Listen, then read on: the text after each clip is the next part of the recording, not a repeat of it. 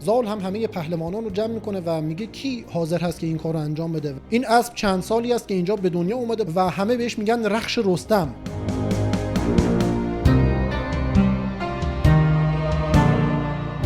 نوذر که اسیر افراسیاب بود به دست افراسیاب کشته شد و کشور ایران و تاج و تخت پادشاهی به دست افراسیاب اشغال شد.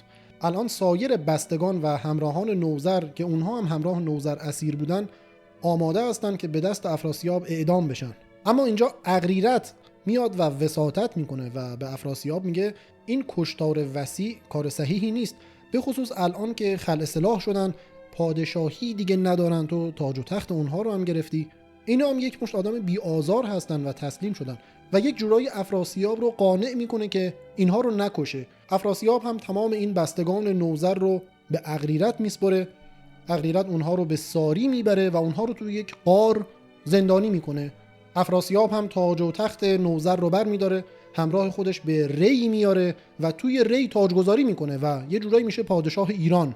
این اوضاع و احوال خبرش به گستهم و طوس هم میرسه که توی اصفهان هستن. عزادار پدرشون میشن، سوگوار میشن به خاطر اینکه پادشاهی ایران از دست رفته و با همون ناراحتی و سوگواری حرکت میکنن به سمت زابل که زال رو ببینن و ازش کمک بخوان.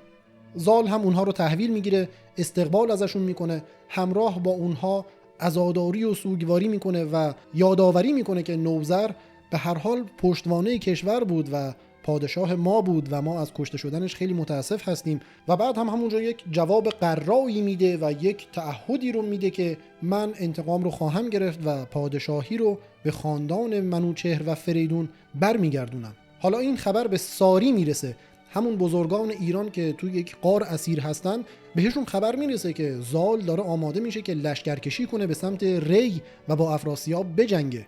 اغریرث رو دوباره صدا میکنن و بهش میگن حقیقتش ما میترسیم، افراسیاب اگر بفهمه که زال داره از سیستان به سمت ری میاد، همون اول ما رو میکشه. ما هم که کاری نیستیم، پهلوان بزرگی بین ما نیست، ما همراهان اون شاه مرحوم بودیم که الان هم اینجا اسیر هستیم و اگر میتونی یه مقدماتی فراهم کن که ما از اینجا فرار کنیم، ما قول میدیم که از اینجا بریم پراکنده بشیم و دیگه پیدامونم نشه و هر جا هم که میریم تو رو به بزرگی و نیکی اسمت رو ببریم. اغریرث جواب میده که این کار خیلی تابلوه، من اگر بخوام همینجوری شما رو آزاد کنم خیانت به برادرم هست و معلوم میشه که من عمدن شما رو آزاد کردم. اما یک کاری میکنم، یک نمایشی انجام میدم که شما بتونید آزاد بشید. اگر لشکر زال از سیستان حمله بکنه و به ری برسه، من وانمود میکنم که با اونها جنگیدم، مقابله کردم، اما شکست خوردم و عقب نشینی کردم. در این صورت شما میمونید توی این غار بدون هیچ نگهبانی و زال هم میاد شما رو آزاد میکنه. اون زندانیا هم سریع یک نامه مینویسن برای زال و این نقشه رو توضیح میدن که سریع حمله کن بیا که اغریرث عقب نشینی کنه که بعد تو بتونی بیای ما رو آزاد کنی. اون پیک هم از ساری حرکت میکنه به سمت زابل، پیغام رو به زال میرسونه. زال هم همه پهلوانان رو جمع میکنه و میگه کی حاضر هست که این کار رو انجام بده و این حمله سوری رو انجام بده به سمت ری. یکی از پهلوانان به اسم گشواد که اصفهانی هم هست اعلام آمادگی میکنه و نیروهاشو جمع میکنه و به سمت ری و ساری حرکت میکنه. اغریرث هم طبق اون توافقی که قبلا کرده بود ظاهرا عقب نشینی میکنه و خودش رو شکست خورده اعلام میکنه. گشواد هم خیلی سریع و البته به سادگی میره و تمام اسیران رو از توی اون غار آزاد میکنه و همراه خودش به زابل میاره. اغریرث هم بعد از اون فرار ظاهری به دربار افراسیاب برمیگرده و به برادرش میگه گشواد به ما حمله کرد و ما هم شکست خوردیم، عقب نشینی کردیم. افراسیاب خشمگین میشه، عصبانی میشه، میگه چرا فرار کردی؟ تو وسط جنگ بودی، توی جنگ فکر چیو کردی که فرار کردی؟ الان چه موقع عقب نشینی بود؟ و توی همون خشم و عصبانیت شمشیر خودش رو در میاره و اغریرث رو میکشه، برادر خودش رو نصف میکنه با شمشیر. همین موقع هم زال لشکر خودش رو آماده میکنه و از زابل به سمت ری حرکت میکنه تا با افراسیاب بجنگه و تکلیف پادشاهی ایران مشخص بشه. افراسیاب هم لشکر خودش رو آماده میکنه، توی همون حوالی ری و تهران 2 هفته با هم میجنگن و بعد از 2 هفته زال رو میکنه به پهلوانان خودش و میگه ما نیاز به شاه داریم. درسته ما پهلوانان بزرگی هستیم و میتونیم بجنگیم، اما کشور بدون شاه نمیشه. این حرف رو قبلا هم سام زده بود و گفته بود که پادشاهی یک نژاد و یک جایگاه خاص هست و باید به اون شخصی برسه که واقعا جایگاه و نژاد پادشاهی رو داره. زال هم همین حرفو میزنه و میگه کشتی بدون ناخدا مونده و این کشور بدون پادشاه کارش پیش نمیره. بعدش یک نشست و مشورتی برگزار میکنن و یکی از نوادگان فریدون رو به عنوان پادشاه انتخاب میکنن به اسم زو.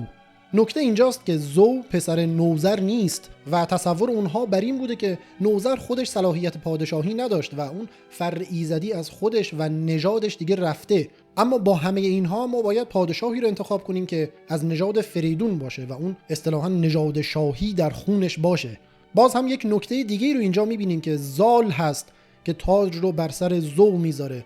اون ویژگی تاج بخشی که قبلا هم بهش اشاره شده بود و مختص خاندان سام و زال و بعداً هم رستم خواهد بود.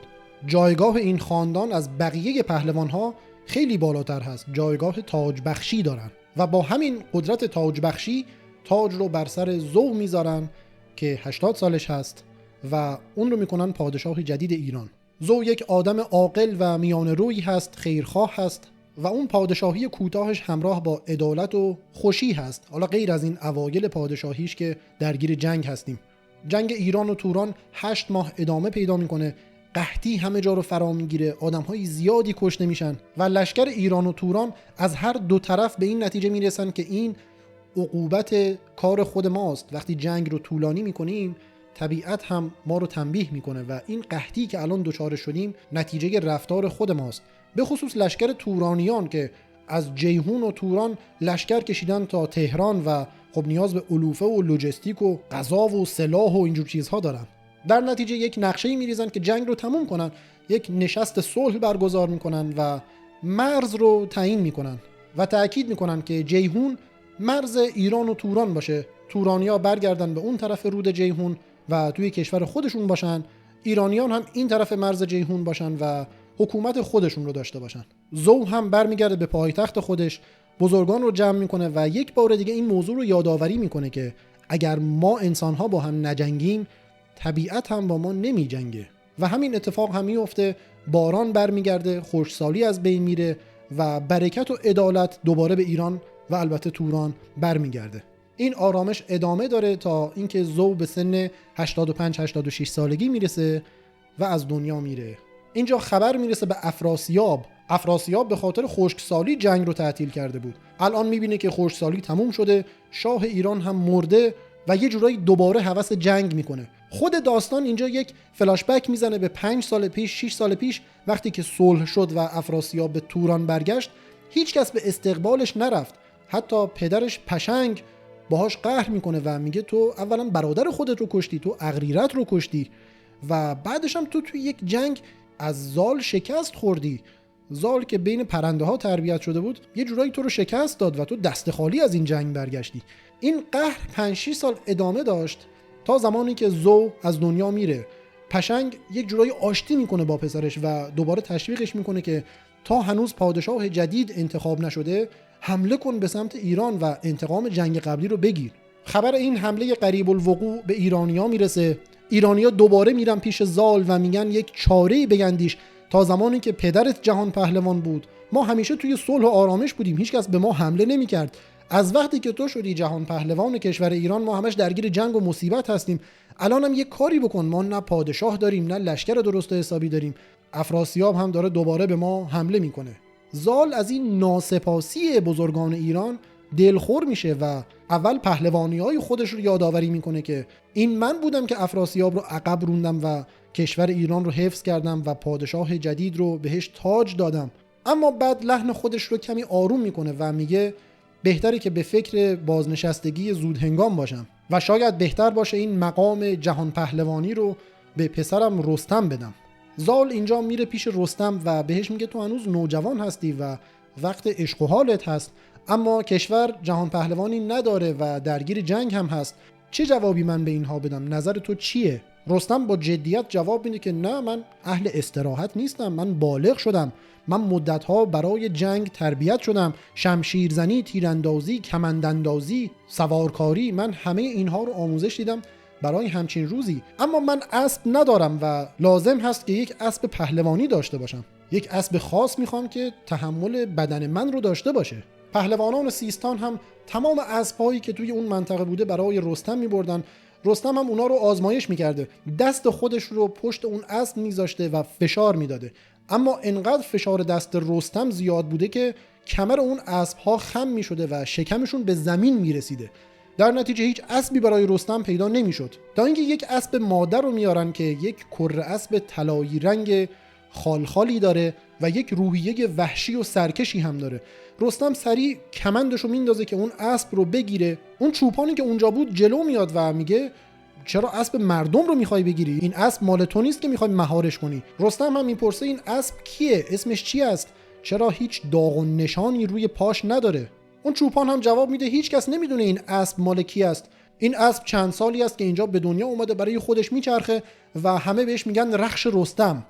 هیچ کس هم نمیتونه این کره اسب رو بگیره، به خاطر اینکه هر کس که میاد این کره اسب رو بگیره، مادر این اسب میاد و با لگد اون شخص رو دور میکنه. رستم هم سریع کمندش رو میندازه، اون کره اسب رو میگیره. مادر اون اسب جلو میاد که به رستم حمله کنه، اما رستم یک نعره‌ای میزنه و با یک غرش بلند اون ماده اسب رو دور میکنه و صاحب اون کره اسب میشه. بعد رستم پیش اون چوپان میره و میگه قیمت این اسب چنده؟ اون چوپان هم میگه اگر تو رستم هستی این اسب هم مال توه و بهای این اسب هم خاک و مرز ایران هست، برو و باهاش ایران رو حفظ کن.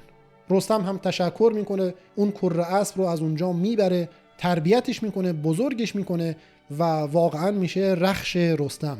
حالا خبر به افراسیاب رسیده که علاوه بر اینکه زو از دنیا رفته و ایران پادشاهی نداره، زال هم خودش رو بازنشسته کرده و الان بهترین وقت هست برای حمله مجدد به ایران. حمله دوم افراسیاب به ایران اولین آزمون جدی رستم هست.